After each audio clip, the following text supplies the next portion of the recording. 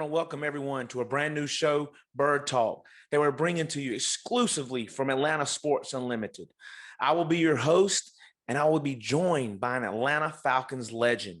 We will be discussing the current state of the Falcons during the season. We'll give a preview of the Falcons' upcoming game, and we will have a throwback segment where we take a look back at this former Falcons playing days. So without further ado, let's bring on the star of the new show, 13-year NFL veteran, 8-year Atlanta Falcons veteran, Pro Bowler, and a catalyst of the 98 NFC champions, number 81, Terance Mathis. Hey, welcome people. Welcome everyone to a fine show. This is basically, Falcons talk. Terance's take on the things that's going on with the Atlanta Falcons, and we're going to talk a little bit about the Super Bowl. So sit back, relax, and get some knowledge today. Definitely. I mean, I'm definitely blessed to be able to share this platform with you and work with you on this new exciting show. I'm always a fan at heart, so I'm sure many people will be excited to hear your thoughts on the Falcons. And with that, we can jump right into our first segment, State of the Falcons. I'm sure by now everyone is aware the Atlanta Falcons have hired a new head coach in Arthur Smith and general manager Terry Fontenot. Terance, do you think these hires are right for the Falcons? Well, right now, I'm going to put it into what we're going through right now in society with these vaccinations. This is like a vaccination shot, and we're trying to wait to see if it works or not. And got to give it time for it to settle in to see if it works. You're in a situation where you hire two people to be the face of your franchise that has never done it before. So it's one of those things that you got to have full faith and trust that they know, and they put the right people in place to help this ready-made playoff caliber team to take them to the next level, and which is going to the playoffs, win a division, and eventually back to the Super Bowl. You got to understand, if this was probably the best job out there because of the fact that this team was ready made. The nucleus of this team has been in the playoffs, has been to the Super Bowl, future Hall of Famers. So taking this job is almost like giving a kid a key to a Porsche at age 16. don't crash it, don't mess it up. Keep it in the road and let it do what it do. And that's Matt Ryan, Julio Jones, Calvin Ridley, that defense with Jared Grady and Deion Jones in the middle, and on the back end, Keanu Reeves. So, it's a ready-made team. So you got to make sure you put the right pieces in place, general manager, and the coach got to make sure everyone buys in. This is my worry. You hired an offensive-minded coach that you say can help Matt Ryan be better at what he's doing. Matt Ryan has been playing at a high level for years. It's just that they can't win football games. They can't stop people defensively. So it's not on Matt Ryan. And if I'm Matt Ryan, I got one eye open, thinking, okay, this is a kid that's been in the league, a coach I'm talking about, that's been in the league for maybe 5-6 years, and a coordinator for 2 years. And I've been in this league 13, 14 years, multiple playoff games, NFC championship games, Super Bowls. I've seen more films, played more games than you have. And you going to come in and tell me this is how you going to make me better? I got to, oh, it got to be a lot of sugar in that Kool-Aid for me to taste it. Hey, and speaking of that, I'm glad you brought to that at that point. So from like a GM standpoint, because on Monday the Falcons announced, hey, we're not moving Ryan or Julio, which to me wasn't breaking news. That's understandable. But from a GM standpoint, how hard would it have been to move those guys? Or is that something they shouldn't even think about, period? You know what? I don't think it would have been hard at all. I think it's one of those things that they understand what they have. A healthy Julio is an outstanding, phenomenal football player. A well protected Matt Ryan is a Hall of Fame quarterback.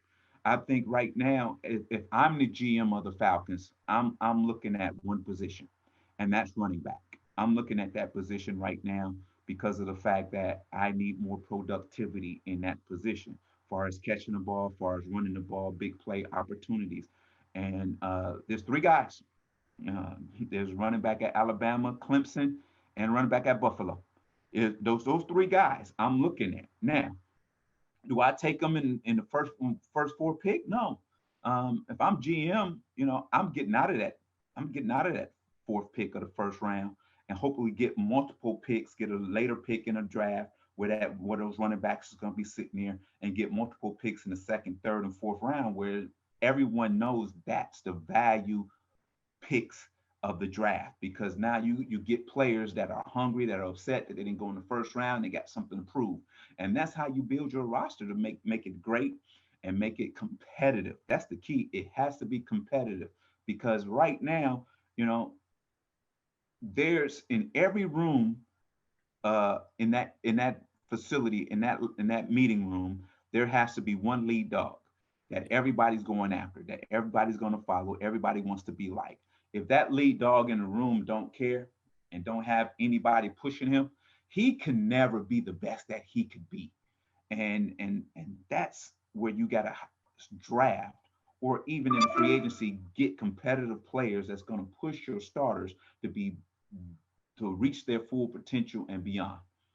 Well, do you think in saying that possibly they don't move back and they stay at 4 and take a quarterback? Would that then put pressure on Matt, or you don't think that's an option? Or Well, that's a viable option. It it worked for Green Bay and Aaron Rodgers. You see what he's probably going to be the NFL offensive MVP this year, and I think it could motivate Matt Ryan whatsoever. You're going to get the best out of him. Uh, the thing is you got, if you're going to draft a quarterback, you got to draft a guy knowing that I am the backup, but at any moment I can be the starter. So he has to prepare and practice like he's the starter, and that's the only way he pushes Matt Ryan, and Matt Ryan becomes better this coming season. okay. Well, we don't want to get too much into our draft talk because we're going to save some of that for later on this season, because I know that fans will be clamoring to know exactly what you would do with that pick, and if in fact we would, the Falcons do in fact move back. Typically at this point in the show, we might discuss a preview of the Atlanta Falcons next game, but because it's the off season, we're going to change it up. The biggest game of the year is on Sunday, so of course we're going to talk about that, but with the Falcons twist. So Atlanta played both of the Super Bowl teams, the Kansas City Chiefs and the Tampa Bay Buccaneers, and the Falcons played close in both those games against each of them. Right. So the game should be a battle again, with both of those teams' offenses making some big plays. So we got a couple of plays with both of those teams made late in the game against Atlanta, and plays that may come back up on Sunday. One of the big plays was the Chiefs. The Chiefs might need to look out for involves Antonio Brown. The Bucs ran a play against Atlanta late in the fourth quarter to take the lead and eventually win that game. So we'll go ahead and run that play now, and let Terance give you a little feedback on that particular play. Okay. Let me set it up for you really nicely. You got to understand, in this game, in this Super Bowl game, I feel whoever has the ball last will win this football game. So it's late in the game. You got to play man to man, and that's what's going to happen Super Bowl. So what happens here, as you see, what we call a 2-by-1 set, actually it's a trip set. When it's a trip set like that, it puts a lot of pressure on that guy sitting in the back in the middle, because now he has to make sure no one crosses his face or gets beyond him. So what the Buccaneers do right here is they send Godwin in motion to make sure it's man to man, and they put the defender that's on Antonio Brown on an island and run the clip. And you see what happens with the guy, the free safety sitting in the middle, who's supposed to help over top for the deep play. So here's Godwin in motion. He gets upfield. He crosses the safety face. The safety jumps on him, leaves Antonio Brown one-on-one, and there it is, touchdown. And then here comes another angle of the same play. And as you see, you'll see Godwin come into the picture from the end zone view right here. He crosses his face. The safety jumps, leaves Antonio Brown one-on-one. He runs by the defender for a touchdown late in the fourth quarter for the win. Yeah, so that's something that I'm sure the Chiefs may need to look out for, especially late in the game. I think I've seen that play as well against other teams. Tampa's pulled that out, so it's not surprising. Just on that same token, the Chiefs similarly took the lead against Atlanta late in the game with a late pass from Patrick Mahomes to Demarcus Robinson. Same type of deal. We'll go ahead and pull that up for you. Again, you're gonna get probably the same formation here. There you go. You got a 2-by-2 look with. Wrong one. I'm sorry. You see it? Okay. Yeah, 2-by-2 look, and then you have Tyreek Hill sitting there. So right now, if you the safety, your eyes is on Tyreek Hill because you know that when Tyreek is in this position, he runs an over route, and if the safety doesn't get over, Mahomes hits him on the other side of the field. Now, if you can watch when we look at the other view, if you watch Mahomes' eyes, he's looking right at the free safety to make sure he jumps Tyreek Hill. Now that puts again that corner one-on-one with no help over top. Run the tape.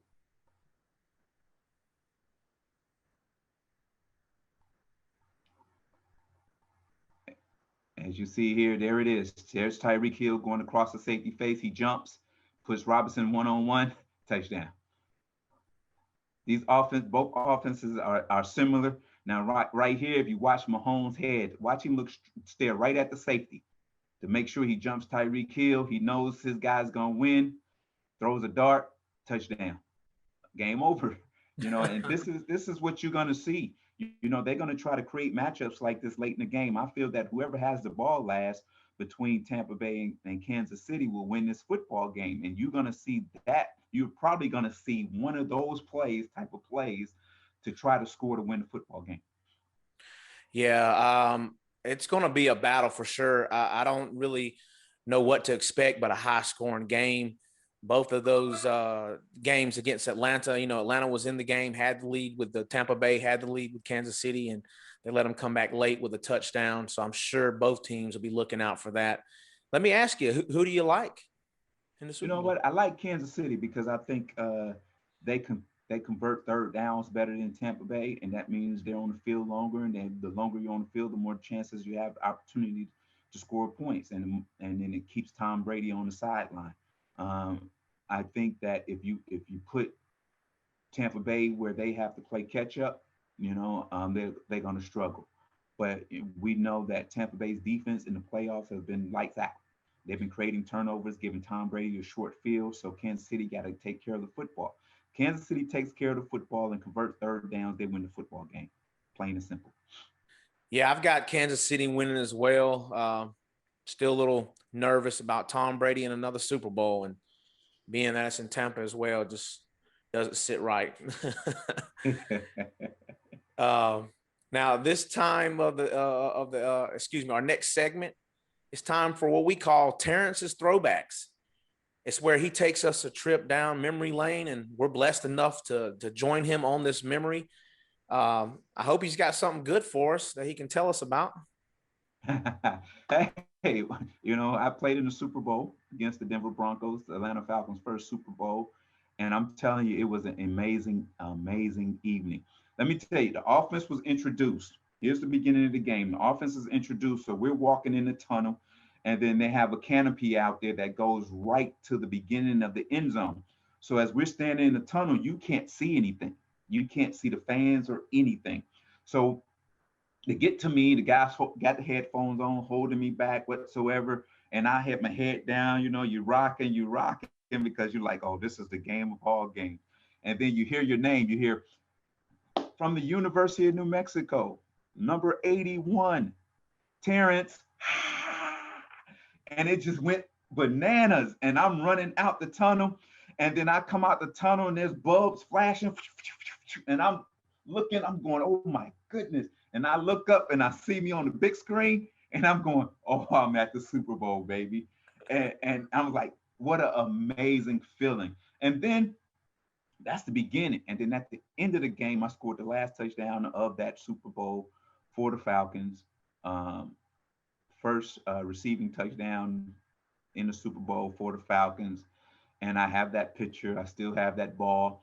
And it was amazing because as a little kid, you always talk about scoring touchdowns in the Super Bowl. I wish that touchdown was one to win it. Yeah. But, it was a dream come true, for a little kid that was too small. They say was too small, too slow, not fast enough, not big enough, but did something that others wish they could have done, and that playing the Super Bowl. Not only playing the Super Bowl, but score a touchdown. So that was a dream come true, and it was one of my favorite moments in my life.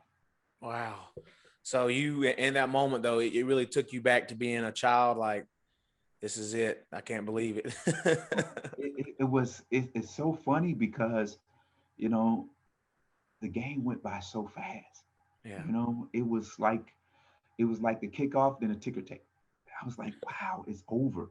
And then when it's over, you're sitting there in the locker room and you going, that's it. There's no more football for the year. That's it. And you're going, I want to get back. I want to get back next year and win this football game. And it's hard to repeat. That's why Tom Brady is a legend right now, having the opportunity to play in his 10th Super Bowl. So it was an amazing evening. It was amazing time for Atlanta Falcons and their fans. And hopefully we get back. Yeah, I agree. Hopefully we do.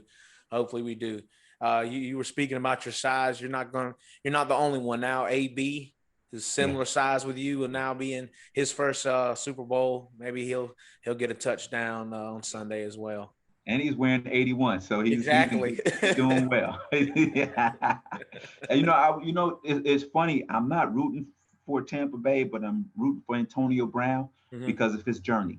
Yes. We've known he's been through some things, and some stuff that could have been detrimental to his career and detrimental to him personally. Yeah. And Tom Brady took him up under his wings and brought him to Tampa Bay, and he's been a model citizen ever since.